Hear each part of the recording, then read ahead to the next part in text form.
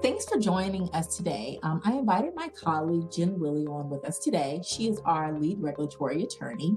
And today we're going to continue our complaints topics, but I want to talk to you guys about the intersection between legal and compliance. So last week we talked about what happens when you get an internal complaint and do that review.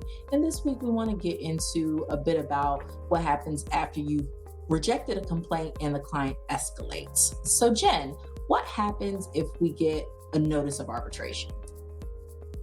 So, the notice of arbitration can come in several different formats. Most financial services arbitrations are processed through either FINRA or AAA.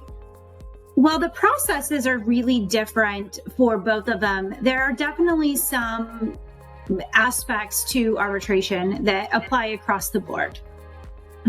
So once a notice comes in, the first thing you have to do is start beginning to prepare a response to the arbitration and to the claim. Arbitration typically lasts for 9 to 12 months. So you have the inception of the claim, right? So it gets filed, you get a notice of it, you're then preparing your answer, submitting it. You have to go through the process of selecting your arbitrator or arbitration panel. You go through discovery, all to culminate to the end of an arbitration hearing. The average time for an arbitration hearing is typically 5 business days. Of course, depending on the complexity of the case, the number of witnesses, things like that. It could be as short as 1 or 2 days, and it could be as long as a month. Oof.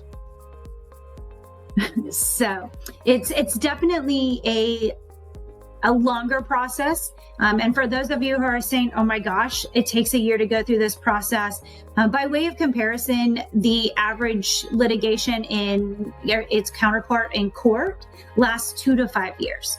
So one of the common reasons why we use arbitration as often as we do is it actually does save time. Wow.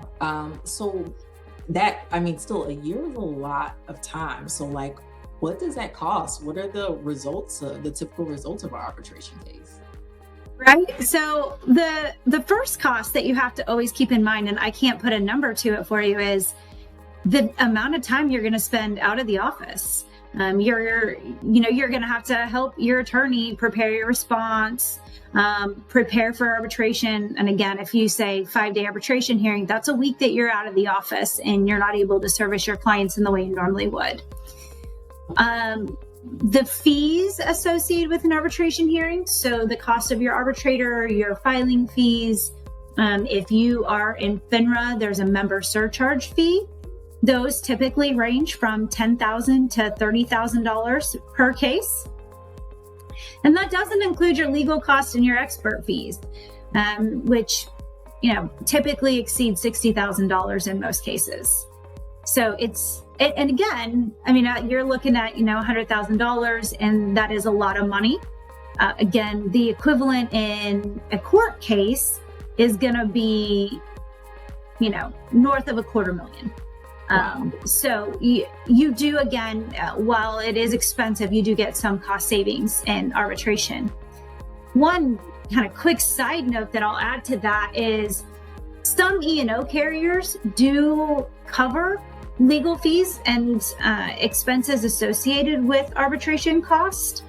So you always want to make sure if you have an E&O policy that you know what it covers, what it will cover in terms of a customer complaint, and also when you need to notify your E&O carrier that a complaint may arise.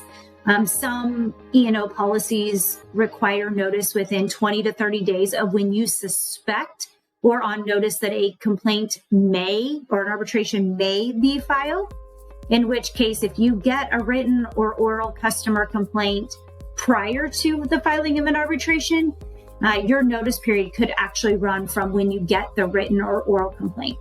So all E&O policies are different, and all coverage is different, but definitely kind of a side note of when it comes to arbitration and legal costs, make sure you know what your policy covers and when you need to put your E&O carrier on notice so you make sure you get that coverage.